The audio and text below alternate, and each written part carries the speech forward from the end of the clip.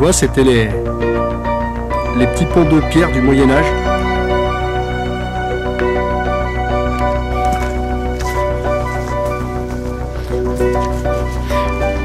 Donc là, on est sur une très vieille voie du Moyen-Âge et sûrement même peut-être plus ancienne, peut-être une voie romaine. Et voilà, le trou du loup maintenant, la balade est fléchée. Super, tout le monde peut aller voir le trou du loup.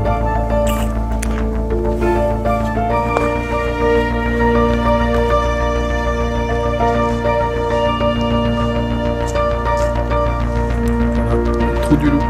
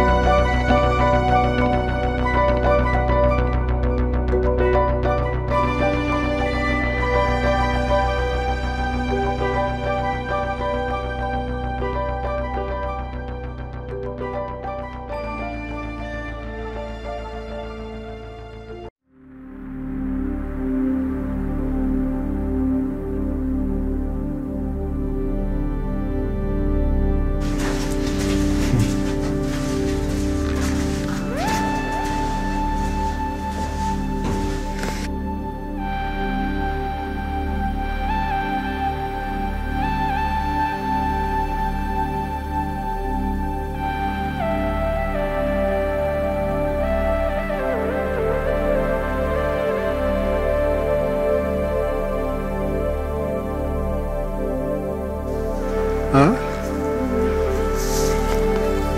Tu vois, les Chartreux continuent à poser des croix. Merveilleux. Et voilà, toute la Chartreuse est cernée et protégée de croix par les Chartreux. Savoir que c'est un ordre qui déposait des croix sur tous les tours de la Chartreuse et même au cœur de la Chartreuse. Donc on reconnaît bien là le symbole des Chartreux sur la croix. Je dirais pas une ancienne pierre à sacrifice dans cet endroit là, ça surprend pas. Mais... regarde ici là. Là.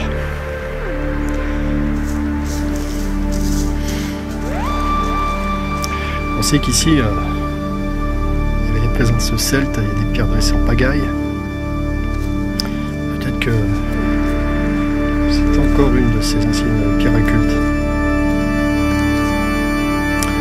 Bah dis donc là, la Chartreuse elle est vraiment magique. Hein. Et regarde la taille des arbres qu'il y a derrière toi, ce gigantisme.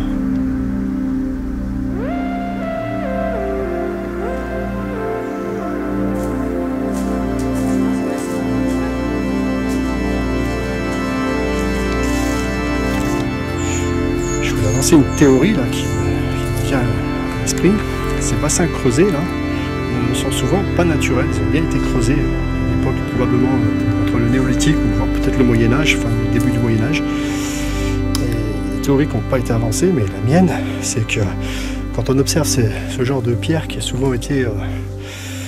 souvent les gens ont imaginé des cultes sanguinaires sur ce genre de roches, mais en réalité pour moi elles sont souvent placées sur des zones de passage très anciens, comme ici, une voie médiévale qui a dû être très usitée. On voit même juste à côté donc la fameuse croix des Chartreux.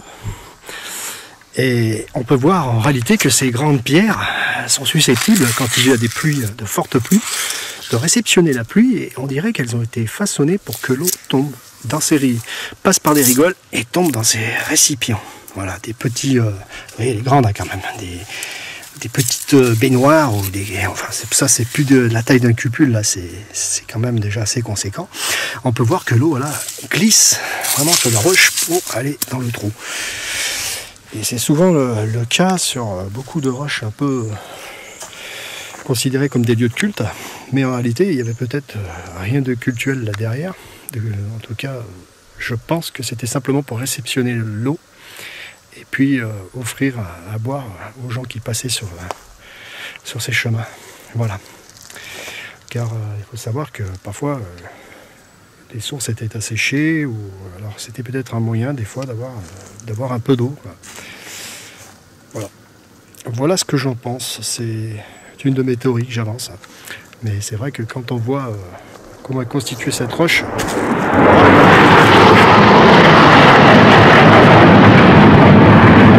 je crois que c'est un mirage. On est survolé par les mirages. Quand on voit comment est constituée cette roche, on peut voir que là, il y a encore des trous qui ont été creusés et que l'eau devait probablement tomber dans cette rigole là, et puis tomber dans ce trou. Alors peut-être que il n'y a rien de naturel pour moi, c'était peut-être à usage pratique, hein. Un usage très pratique en réalité. Alors souvent on va chercher loin des idées farfelues, alors que l'essentiel c'était la survie, c'était de boire et de manger, hein. Pour moi, cette pierre n'a donc quasiment plus rien de cultuel. Voilà. Nous pouvons continuer, Maya. On peut continuer. Tu penses quoi de cet endroit alors, sur le plan énergétique? On est bien. T'as vu? C'est un endroit où on se sent bien. Hier, il y a une partie on a fait encore une rando hier, à la fontaine d'immortalité, on était bien. Mais quand on s'éloignait sur d'autres secteurs, on n'avait rien de très positif, c'était pas très agréable. Alors bon, il y a des sites comme ça, je ne sais pas pourquoi, qui... On se sentait oppressé, même ouais, ici c'est l'impression inverse. Ici on recharge ses batteries quand on se promène, quoi. Voilà, c'est des lieux où il règne vraiment une magnifique énergie. Ça monte, hein, Maya? Alors ouais, on n'est pas encore au mois d'août, mais en Chartreuse à cette époque, il règne une sécheresse impitoyable.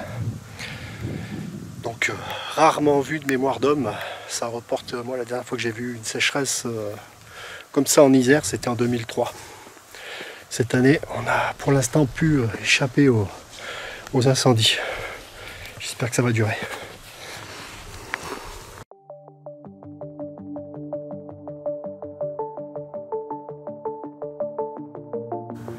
Le château avait été complètement détruit.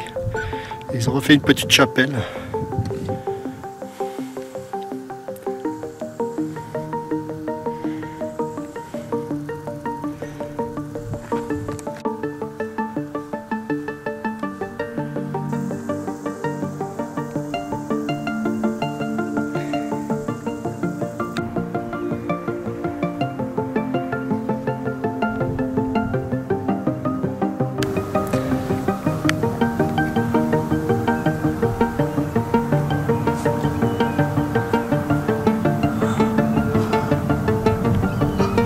J'ai l'impression de ne pas avoir d'énergie là.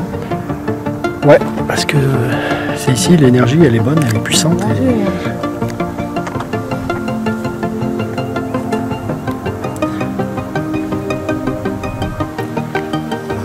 Bon, je pense qu'on va avoir de la pluie. Vous savez pourquoi? Pourquoi? Parce que regarde, il commence à y avoir des chemtrails. Quand il y a des chemtrails, ça veut dire qu'il pleut.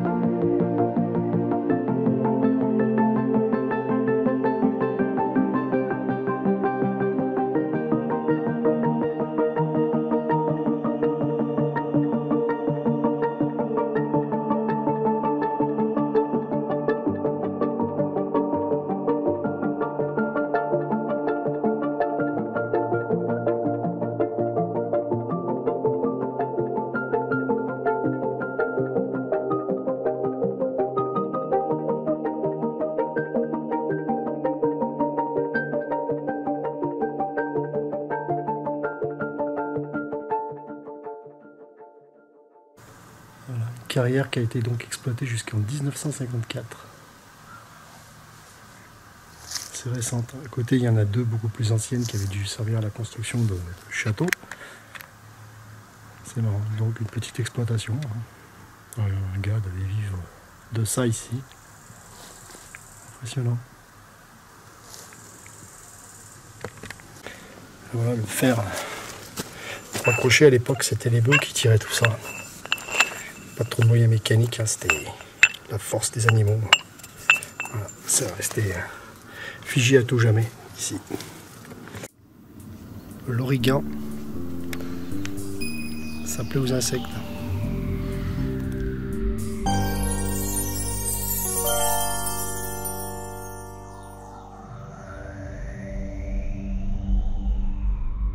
S'il y avait déjà eu un trou, voilà, on peut voir, il y a un affaissement, il y a des pierres qui calaient une structure qui s'est affaissée. Voilà.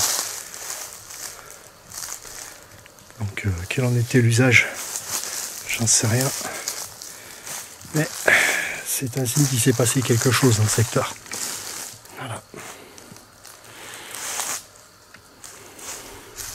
Nous allons, Maya en bave un petit peu là, elle a trop chaud, et nous allons au dolmen de Pierre-Aigu.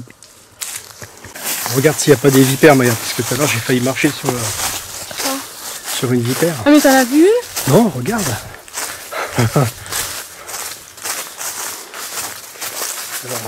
je crois bien qu'il y a encore beaucoup de pierres que je n'avais pas vues dans cette forêt. J'ai plus aucun doute sur le fait que ce soit une forêt de culte arthurien. Alors là, je crois que c'est la totale. Quand on voit ça, je vais vous faire voir. La Pierre-Aigu, hein. Voilà Pierre-Aigu. Donc celui-ci est un caillou en équilibre. Vous voyez, comme on en voit plutôt rarement. Hein.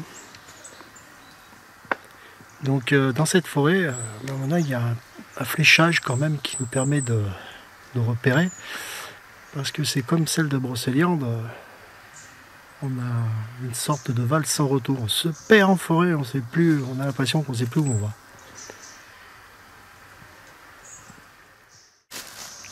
Essaye de la basculer, Maya, tu crois qu'on peut?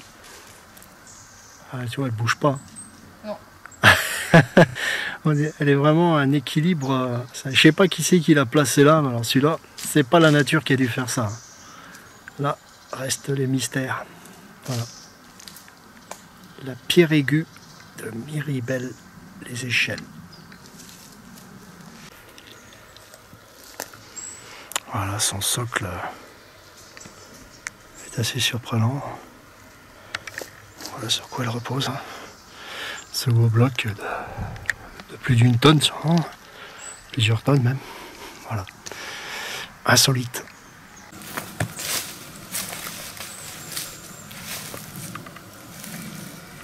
Il n'y a pas de cupule.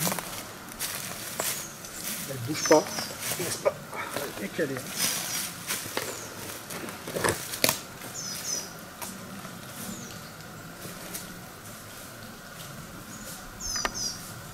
Il faut se cacher totalement derrière. Il n'y a pas de cupule sur celle-ci. Étrange. Franchement, pas d'explication d'origine de cette pierre comme ça. Mais elle est très belle. Ça, c'est un lieu magique pour moi. Quand on a quelque chose, on représente ça. Puis dans un endroit où il y a peu de passage, on est vraiment tranquille, c'est pas un problème. Si on a besoin de s'évader du monde des ignorants et des fous, on est bien dans ces forêts-là. Il y a une magie. On entend les oiseaux qui sifflent. Voilà, ici, il y a une très bonne énergie.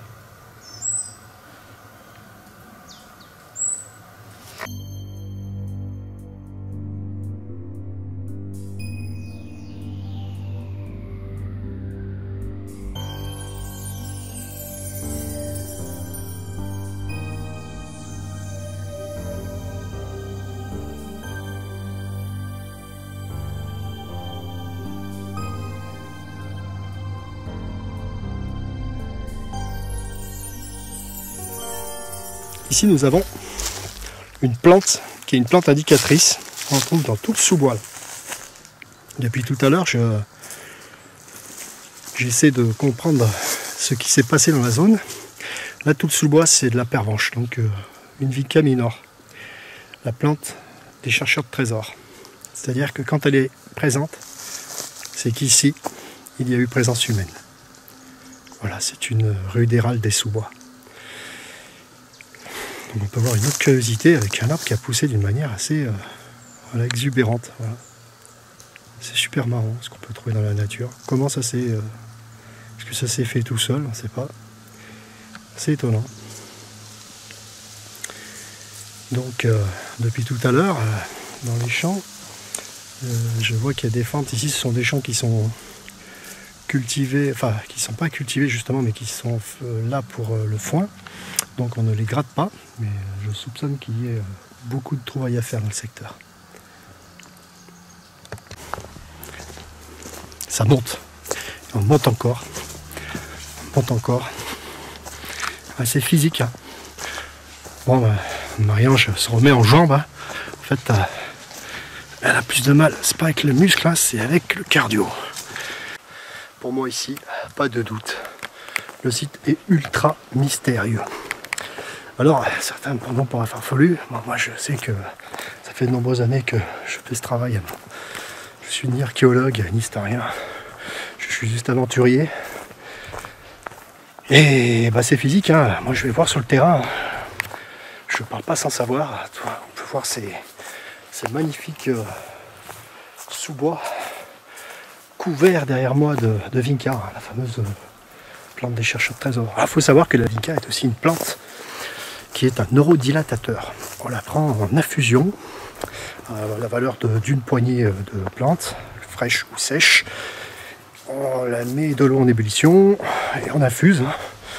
On infuse le temps qu'il faut, comme pour du thé. Et donc ça fait circuler le sang dans le cerveau. Ce neurodilatateur, c'est un secret d'alchimiste et de druide.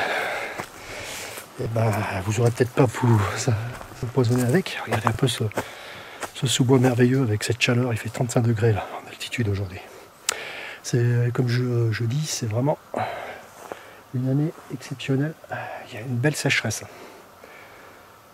Et donc avec cette infusion, vous pourrez améliorer vos performances intellectuelles car le sang monte au cerveau. Voilà, c'était pour la petite information.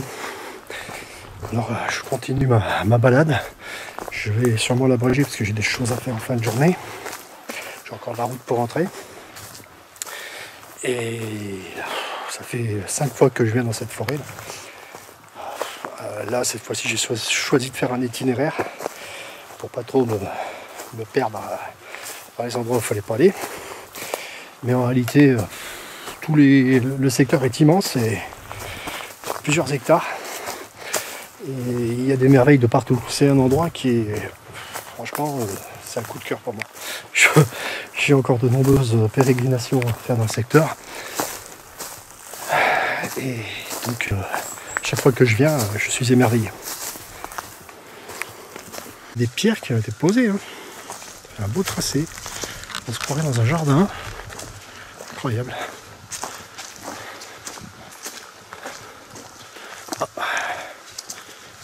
Maya connaît le chemin. Bravo ma chérie, tu connais le chemin. Je vais la remettre en jambe celle-là, ça va lui faire du bien. On va me suivre partout. Aïe. Donc là nous avons une autre curiosité. Voilà, une pierre à sacrifice. Alors, pierre à sacrifice, voilà. On revient sur le... Alors je vais vérifier sur cette pierre. Pour moi, ce n'était pas une pierre qui retenait le sang. Même si je ne veux pas totalement effacer cette probabilité.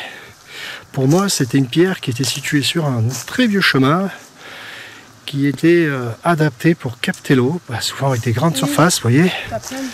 Et puis les faire circuler dans des cupules ou des trous, voilà. Donc là, on peut bien voir que je vérifie encore cette possibilité. Voilà, donc je ne suis pas un spécialiste. Alors j'avance des choses, mais je ne sais pas si j'ai raison. Et je pense que cette éventualité est une forte probabilité. Nous avons voyé des cupules creusées, on en trouve plusieurs donc sur les pierres de cette forêt. Je pourrais pas tout filmer aujourd'hui.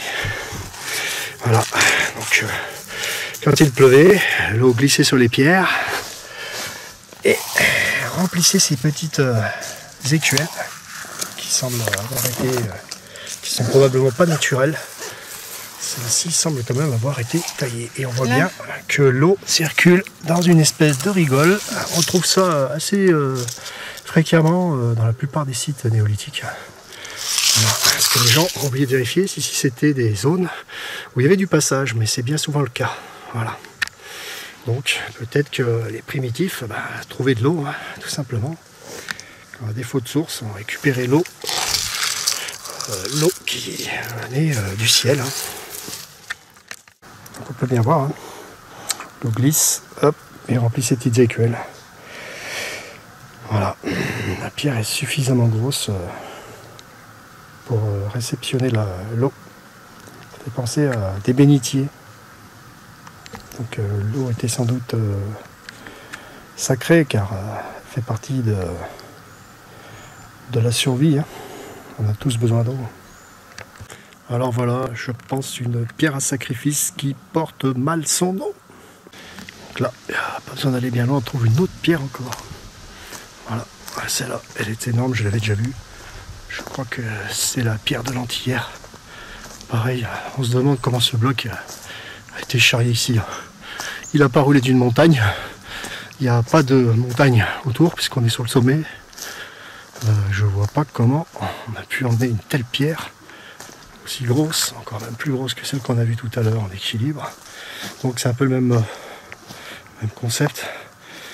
Beaucoup plus grosse et toujours le dolmen de l'Antillère est toujours posé sur un socle. Voilà. Alors celle-là peut-être qu'elle a bougé, je sais pas. Ou peut-être que le travail a été inachevé. Donc un sacré bloc quand même. Voilà, je rappelle que nous sommes en Isère, nous ne sommes pas en Bretagne.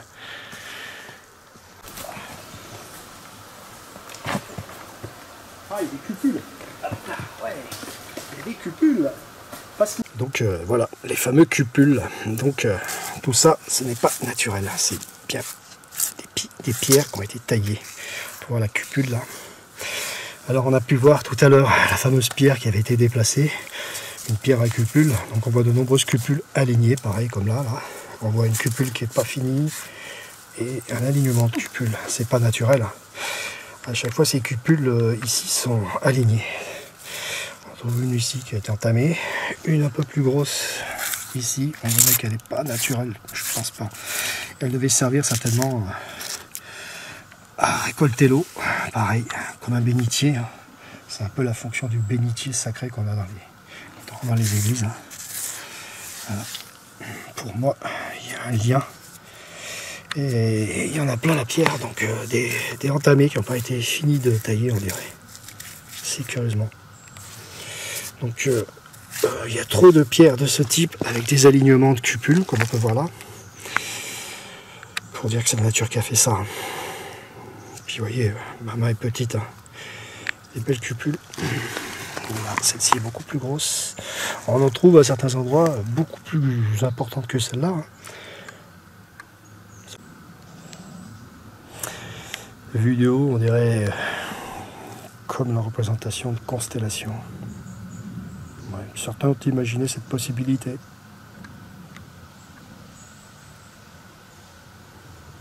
Mais il ne faudrait pas que certaines possibilités nous égarent. Restons rationnels.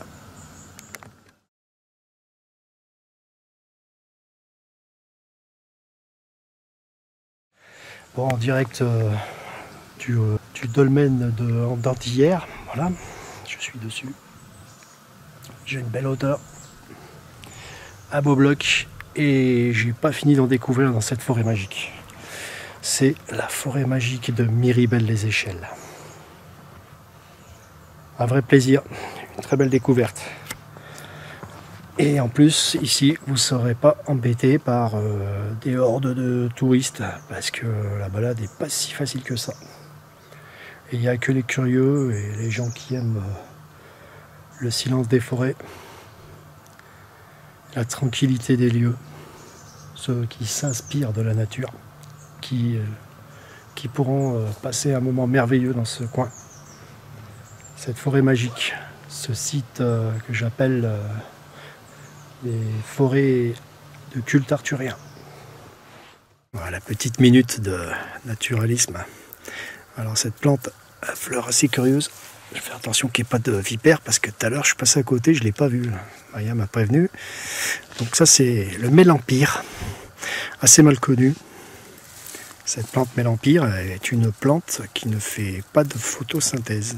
Donc c'est une plante, une plante vampire on appelle ça, voilà. Et c'est assez fréquent en Chartreuse, on la trouve dans les sous-bois ou les lisières de bois. Voilà. Ici il y en a un petit peu, on voit qu'elle souffre, hein, c'est la sécheresse. Et parfois on en trouve des quantités astronomiques, on a l'impression qu'un champ a été semé. C'est assez dans la forêt des Diou, du côté de Saint-Hilaire, c'est vraiment surprenant. Donc cette zone habituellement est très humide, hein. On peut voir qu'il y a des fougères, hein. Donc là elles ont soif, hein. Elles sont rabougries. Voilà, toute la végétation est rabougrie. Et voilà la fameuse zone de l'écuelle de la source. Voilà. Donc la source est vide. Plus d'eau ne coule.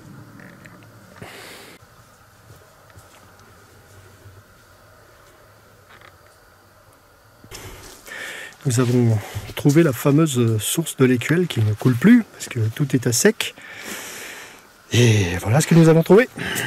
Une formidable cupule. Non, c'est pas une cupule, mais regardez comment ça a été taillé, c'est impressionnant. Tous les petits motifs là, c'est impressionnant, c'est un relief. Voilà. Donc la taille de ma main, c'est un vrai petit lavabo. L'eau suinte par ces petites tracés là qui ont été. On voit bien que ça a été sculpté. Hein. L'eau suinte. File là-dedans, remplit la petite gamelle d'eau et on coule par là. Alors, vous voyez que l'eau, habituellement quand c'est humide, elle coule d'ici. Elle suit ces petits conduits, on peut y mettre la main et on boit.